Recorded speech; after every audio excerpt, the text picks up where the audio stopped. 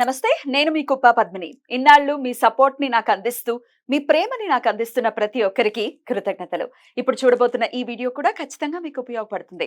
Like, share and subscribe చేసి మీ ఇష్టాన్ని, అలాగే మీ సపోర్ట్‌ని నాకందించండి. అలాగే ఈ వీడియో పట్ల మీ అభిప్రాయాన్ని కామెంట్ సెక్షన్‌లో కామెంట్ చేసి నాకు తెలియజేయండి. నమస్తే. నమస్తే.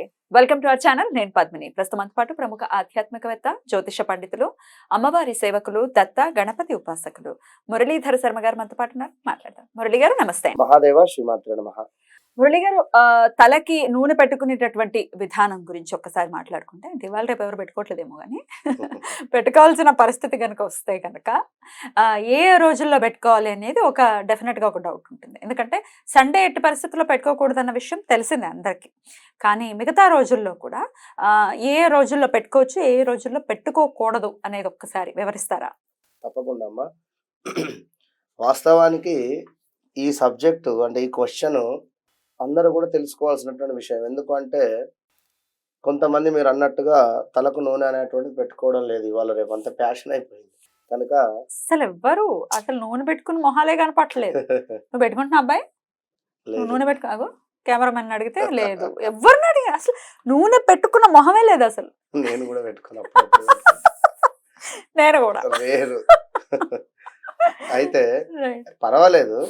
ఇక్కడ ఏమిటి అంటే కొన్ని విషయాలలో శని భగవానుడు ఎవరి జాతకంలో అయితే నీచబడుతూ ఉండడం జరుగుతుందో, అంటే 8వ స్థానంలో కానీ లేదా లగ్నంలో కానీ, వారి యొక్క లగ్నము తుల అయిన శని అక్కడ ఉచ్చబొందేటువంటి పరిస్థితి, లేదా ఒకవేళ మేష లగ్నము అయితే అక్కడ శని నీచబడేటువంటి పరిస్థితి, ఒకవేళ కర్కాటకంలో శని భగవానుడు ఉన్నా కూడా తన పవర్ కాస్త ఇబ్బందికరంగానే ఉంటుంది కొన్ని స్థానాలలో. కనుక అసలు కొబ్బరి నూనె కానీ, అసలు నూనెకు సంబంధించి ఇంట్లో కూడా, ఇప్పుడు మరొక వీడియో ఉంది, అది చెప్తాం మనం. ఇంట్లో కూడా ఎప్పుడు దీపారాధన చేసేటువంటి నూనె కానీ, వంట నూనె కానీ కంప్లీట్గా మొత్తము కూడా అయిపోయేటువంటి విధంగా ఎప్పుడు చూసుకోవద్దు, స్టాక్ ఉంచుకోవాలి ఎప్పటికప్పుడు. విన్నారా? కనుక మరి యొక్క నూనె పెట్టుకోవడంలో కూడా మరి ఇంతటి విషయం ఉంటుందా అంటే ఖచ్చితంగా ఉంటుంది. విన్నారా? ఎందుకంటే శరీరానికి సంబంధించింది కనుక ఇప్పుడు మనం ఏ విధంగానైతే ఇక్కడ పాపడ సింధూరం ధరిస్తూ ఉంటామో, దాని వలన సౌభాగ్యం ఎట్లయితే ఉంటుందో ఆడవారికి, అంటే భర్తల ఆయుష్ స్థానంగా పరిగణలోకి చెప్పేటువంటి విషయం కనుక మరి ఈ యొక్క నూనె ఏ రోజు పెట్టుకుంటే మంచిది, ఏ రోజు పెట్టుకోకుంటే మంచిది కాదు అనేటువంటి విషయాన్ని ఒకసారి చూసుకున్నట్టయితే మనకు ముఖ్యంగా వచ్చేది సోమవారం. ముందుగా సోమవారం రోజు ఈ యొక్క తలకు ఆయిల్ రాసుకోవడం వల్ల మనకు మనస్సులో ప్రశాంతత కావచ్చును, కాస్త బ్రైట్నెస్ పెరిగేటువంటి ఛాన్సెస్ ఉన్నాయి. ఆ రోజే నూనె రాసుకున్నటువంటి రోజే కాకుండా దినదిన అభివృద్ధిలాగా దాని వలన ఆ విధమైనటువంటి ప్రతిఫలం రాబోతూ ఉన్నది. మంగళవారం రోజు ఈ యొక్క నెత్తికి నూనె పెట్టుకోవడం చేత దుఃఖము అనేటువంటిది ఎప్పటికీ పోకుండా ఉండేటువంటి పెరగడమే.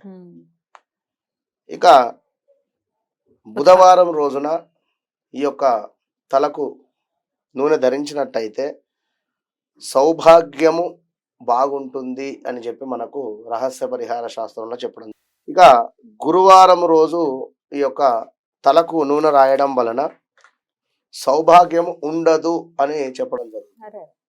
ఇంకా శుక్రవారం రోజు నాడు తలకు నూనె రాసుకోవడం చేత ప్రతి పనిలో కూడా నష్టం వచ్చేటువంటి పరిస్థితి ఉంటుంది.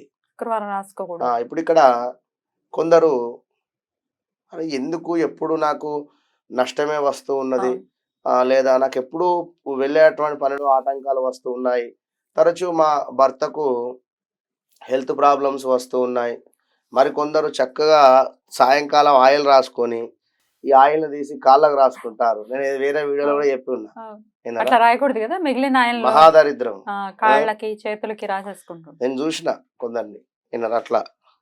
అంటే ఆడవారు సాయంకాలం పూట అరుగుల మీద కూర్చొని ముచ్చట్లు పెట్టుకుంటూ చక్కగా ఆయిల్ రాసుకుంటూ ఉంటారు. అంటే ఏజ్డ్, వయసు అయిపోయిన మళ్ళీ అటువంటి వారు, కొంత ముసలివారు వాళ్ళు అట్లా కూర్చొని రాసుకొని, లేదా ఈ కాలంలో పోయినా కూడా కొందరు ఎట్లా అంటే అంటే ఒక 35 క్రాస్ అయినటువంటి వారు కూడా ఇట్లా చేయరాదు, మంచిది కాదు.